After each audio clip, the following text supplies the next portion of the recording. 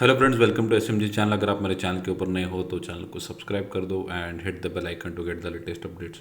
सो आज के इस वीडियो में हम लोग थोड़ा फ्राइडे का सेशन डिस्कस करेंगे, जहाँ पे एफआईएस डीआईएस ने और डाउ जोन्स कहाँ पे क्लोज हुआ, और कुछ ऐसे स्टॉक्स को भी मैं डिस्कस करना चाहता हूँ जहाँ पे क्वार्टर 2 के नंबर्स आए, और कुछ ऐसे स्टॉक्स भी हैं जिनके टारगेट्स को भी मैं कवर करना चाहता हूँ।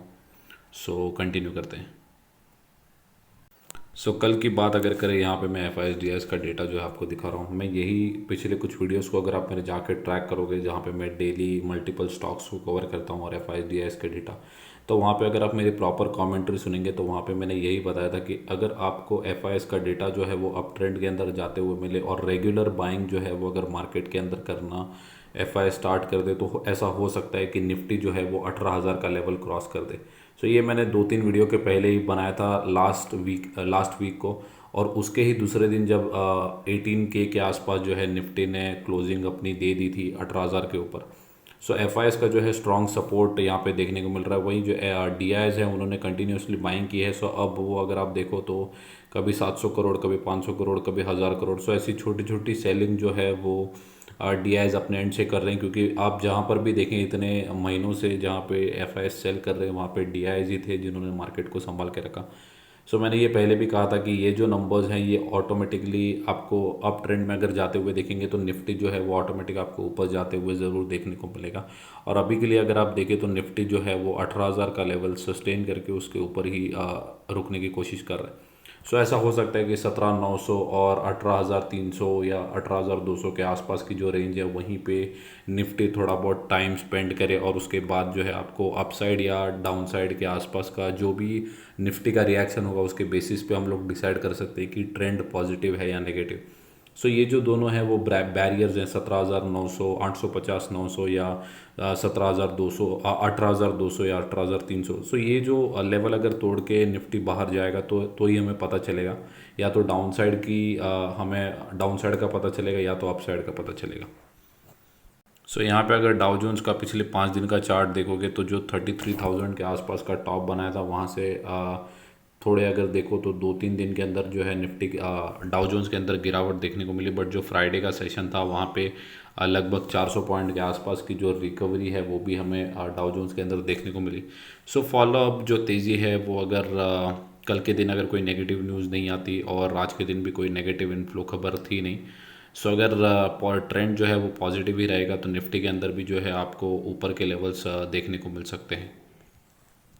पहला जो मेरा स्टॉक है वो है S R F. Chemical sector की काफ़ी अच्छी और बड़ी कंपनी है, और मैं हर बार कहता ही हूँ कि एस आर एफ और नवीन फ्लोरिन को जो है अपने पोर्टफोलियो के अंदर आप ऐड करके चल सकते हैं, या दोनों नहीं तो कोई भी दोनों में से एक जो है वो अपने आप को अपने पोर्टफोलियो के अंदर ऐड करके चल सकते हो। अगर लास्ट ट्रेडिंग सेशन की बात करें तो यहाँ पे लगभग 3% के आसपास की गिरावट रही। क्वार्टर 2 के नंबर्स जो थे वो इतने अच्छे नहीं आए। Quarter on quarter, year on year अगर आप देखो तो काफ़ी अच्छी बढ़त एस आर एफ के नंबर्स के अंदर हमें देखने को मिली, बट क्वार्टर ऑन क्वार्टर गिरावट थी। इस वजह से मार्केट के अंदर आप अगर देखें तो थोड़ी सी सेलिंग यहाँ पे देखने को मिली। अगर 2400 का लेवल जो है वो काफ़ी अच्छा सपोर्ट है। 2400 का लेवल अगर ये तोड़ेगा तो 2250 के आसपास भी अगर कंपनी आती है तो मैं कहूँगा कि यहाँ से भी जो है आप बाइंग करके या एसआईपी के वे में बाय करके चल सकते हैं। अगर मैं एक साल का चार्ट बताऊँ या 6 महीने का बताऊँ तो हर सेगमेंट में जो है कंपनी ने अच्छे खासे पैसे बना के दिए हैं। 5 साल में भी लगभग 600% के आसपास के रिटर्न जो है कंपनी ने जनरेट करके दिए। हो सकता है कि थोड़ा सा प्रॉफिट बुकिंग अगर आ जाए, क्योंकि आप हर सेगमेंट में अगर देखें, हर टाइम फ्रेम में कंपनी ने अच्छे नंबर्स दिखाएं, तो ऐसा हो भी सकता है, नहीं भी हो सकता है कि कंपनी जो है वो थोड़ी सी और गिरावट आपको दिखाए लगभग 2250 के आसपास। अगर वहाँ पे भी आता है तो आप एस आई पी के वे में, यहाँ पे भी जो है एस आई पी के वे में एक एक दो दो स्टॉक करके लॉन्ग टर्म की पारी जो है वो एस आर एफ के अंदर खेल सकते हो। लगभग 73,000 करोड़ के आसपास की कंपनी है। 35 के आसपास ही कंपनी जो का जो प्रीमियम है और ट्रेड करता है। 2865 के आसपास का कंपनी का ऑल टाइम हाई है, या 52 वीक हाई है। वहाँ से थोड़ा बहुत तो डिस्काउंट है। और अगर मंडे के दिन और भी अगर सेलिंग आती है, हालांकि अगर आप देखें तो ग्राफ जो है वो थोड़ा सा स्टैगनेंट ही देखने को मिला नंबर्स आने के बावजूद भी। कोई ऐसा अगर आप देखें तो फॉलिंग नाइफ जैसी गिरावट जो थी वो शेयर के अंदर हमें फ्राइडे के दिन देखने को नहीं मिली। सो फॉलो अप मंडे के दिन अगर आप देखें तो अगर आप यहाँ पे बाइंग करना चाहते हैं या एसआईपी करना चाहते हैं तो एक एक दो दो स्टॉक करके कर सकते हैं। हालांकि कंपनी का जो लॉन्ग टर्म जो ग्रोथ है वो इंटैक्ट है, कंपनी भी काफ़ी अच्छी है, बट हर क्वार्टर के अंदर कंपनी जो है वो अच्छे नंबर्स पेश करके नहीं दिखा सकती। सो आपको यहाँ पे एसआईपी के वे में जो है बाइंग करके चलना चाहिए। सो रिलैक्सो फुटवेयर भी अगर आप देखें तो 7 रुपये के आसपास की जो बढ़त थी वो फ्राइडे के दिन हो चुकी थी। नंबर्स जो थे वो ईयर ऑन ईयर के बेसिस पे अगर आप देखें तो गिरावट ही हमें देखने को मिली थी। सो क्वार्टर टू के भी जो नंबर्स थे वो थोड़े से डिसअपॉइंटिंग हमें देखने को मिला। सो पिछले 10 साल के अंदर देखें तो अभी तक का जो रिलैक्सो फुटवेयर्स का जो परफॉर्मेंस है वो 10 साल के अंदर पहली बार ऐसा हुआ है कि जहाँ पे नेगेटिविटी देखने को मिली या वर्स्ट परफॉर्मेंस पिछले 10 साल के अंदर इस बार ऐसा देखने को मिला।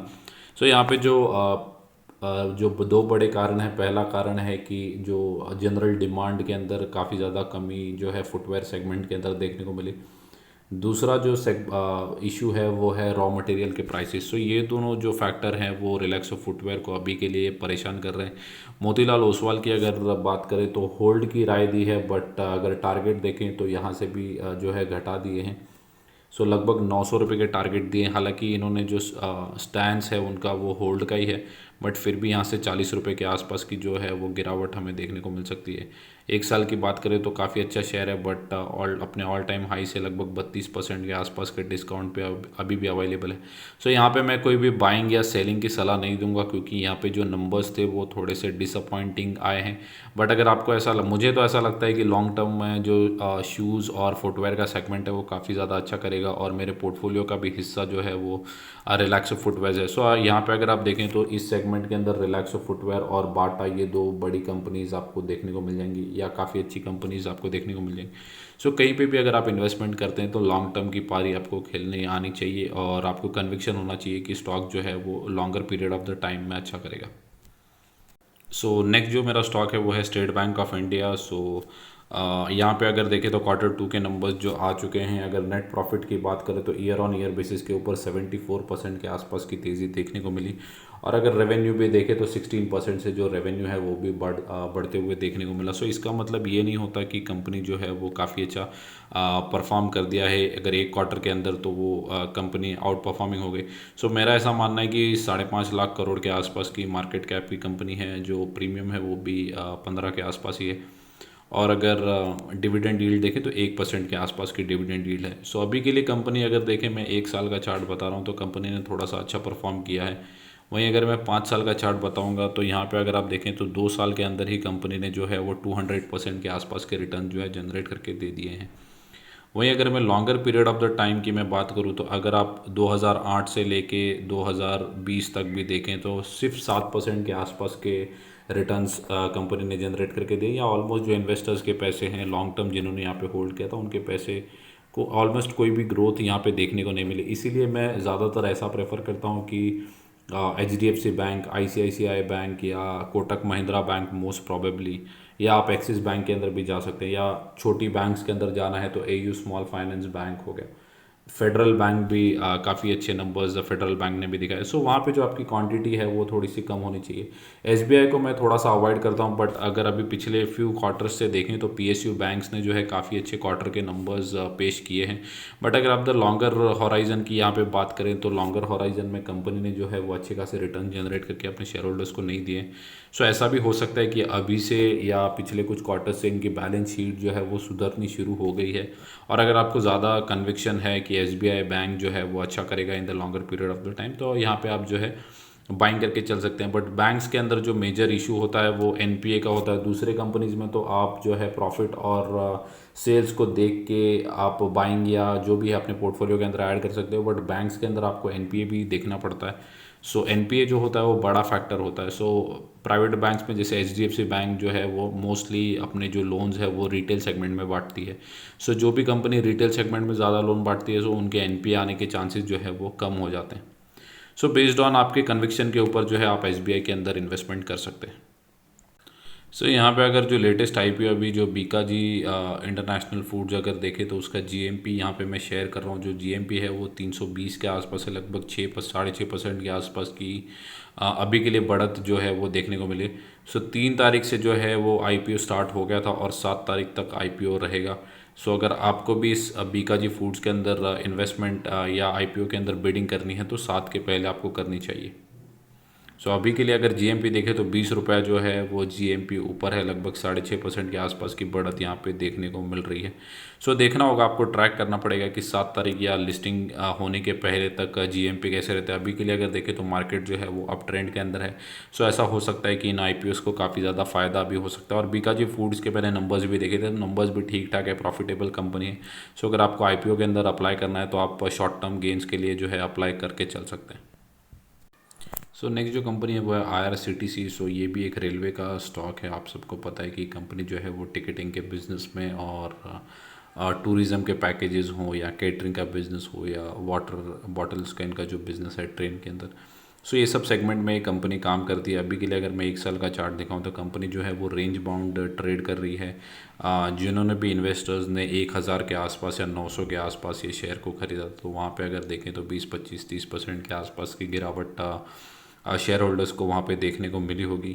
सो मैं यही कहूँगा कि आपको जो है कन्विक्शन के साथ होल्ड करना है। कंपनी जो है वो longer period of the horizon के अंदर आपको काफ़ी अच्छे रिटर्न जो है वो जनरेट करके देगी। वहीं अगर मैं 5 साल की मैं बात करूँ तो 5 साल में लगभग 386% के आसपास के रिटर्न जनरेट करके दिए।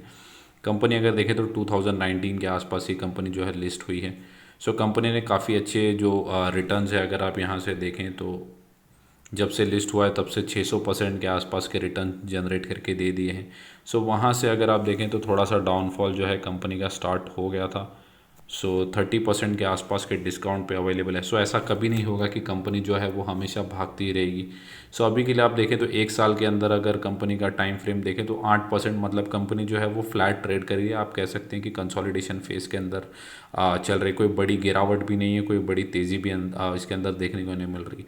सो ऐसा हो सकता है कि Q2 के नंबर्स जैसे ही आए और नंबर्स अच्छे ही आने की आशंका है, क्योंकि टूरिज़्म के अंदर डिमांड जो है वो बढ़ते ही जा रही है, या अभी भी कहें तो वो जो डिमांड है उसके अंदर कोई कमी नहीं आई है। तो इन स्टॉक्स को काफ़ी इस स्टॉक को काफ़ी ज़्यादा जो है वो फ़ायदा हो सकता है। सो मैं कहूँगा कि आप होल्ड करके रखिए। मुझे ऐसा लगता है कि 950 के जो लेवल्स हैं वो आपको मिड लगभग 3 से 6 महीने के दरमियान आपको 950 के लेवल्स, और अगर 950 को क्रॉस कर लेगा तो 1,050 के आसपास के भी लेवल जो है वो IRCTC के अंदर देखने को मिल सकते हैं। सो नेक्स्ट जो कंपनी है वो है एवेन्यू सुपरमार्ट्स डी मार्ट। तो मैं ये जानबूझ के ऐसे स्टॉक्स या क्वालिटी स्टॉक्स जानबूझ के कवर करता हूँ ताकि आपका जो कन्विक्शन है वो स्टॉक के अंदर रहे और आप इसको जो है कन्विक्शन के साथ होल्ड करें। सो अगर मैं एक दिन की चार्ट की बात करूँ तो लगभग फ्राइडे के दिन लगभग 26 रुपये के आसपास की गिरावट स्टॉक के अंदर देखने को मिली। सो अगर मैं 1 साल की मैं यहाँ पे चार्ट की बात करूँ तो 12% के आसपास की गिरावट है। और अगर अपने ऑल टाइम हाई से IRCTC और इसकी कहानी जो है वो लगभग सेम ही देखने को मिल रही है।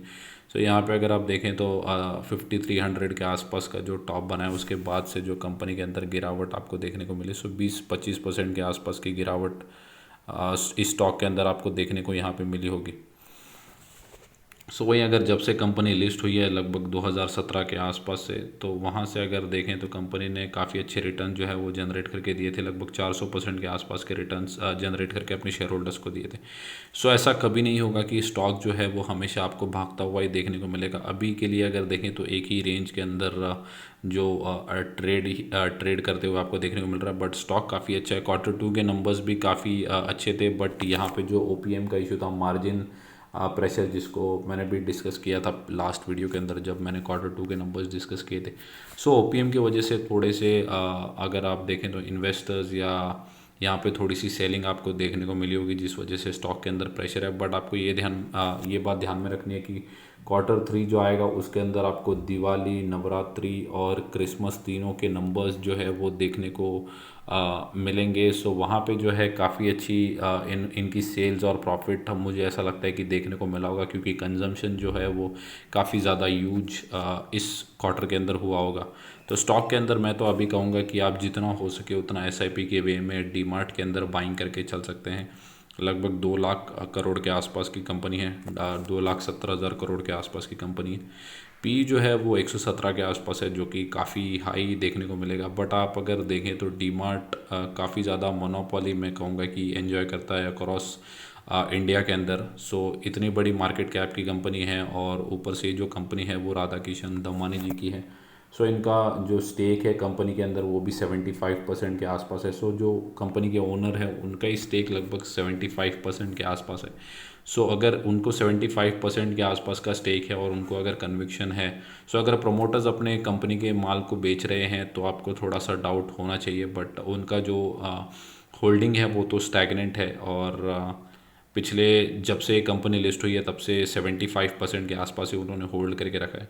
कंपनी अभी अच्छी है, और कंपनी जो है वो विजुअल हम कर सकते हैं। आप सब लोग डी मार्ट में जाते हैं, देखते हैं कितना अच्छा बिजनेस होता है।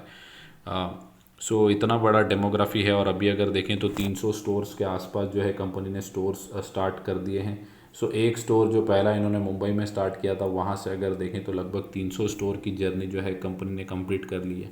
और ये जो कंपनी है, ये जो स्टोर है उसको रेंट पे नहीं रेंट नहीं करती, स्टोर को सीधा बाय करती है। तो इससे क्या होता है कि कंपनी को जो है रेंटल अमाउंट देना नहीं पड़ता या हर महीने। सो इनका जो स्टोर है, तो दूसरी बात ये भी है कि प्रॉपर्टी का जो एडिशन है वो भी इस कंपनी के अंदर होते जा रहा है along with the business. Company जो है वो, अगर आप ऐसा भी कह सकते हो कि रियल इस्टेट बिज़नेस के अंदर अपना प्रॉपर्टीज़ को भी अक्वायर करती जा रही है। सो उसका भी जो है capital appreciation in future company के एसेट्स को बढ़ते ही जाएगा।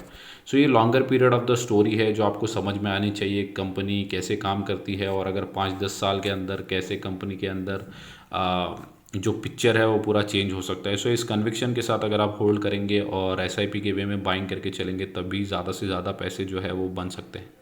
सो ये थे मेरी commentary for all the stocks and FIs, DIs, Dow Jones. So अगर वीडियो अच्छा लगा होगा तो वीडियो को लाइक कर दो एंड चैनल को सब्सक्राइब। Thank you guys.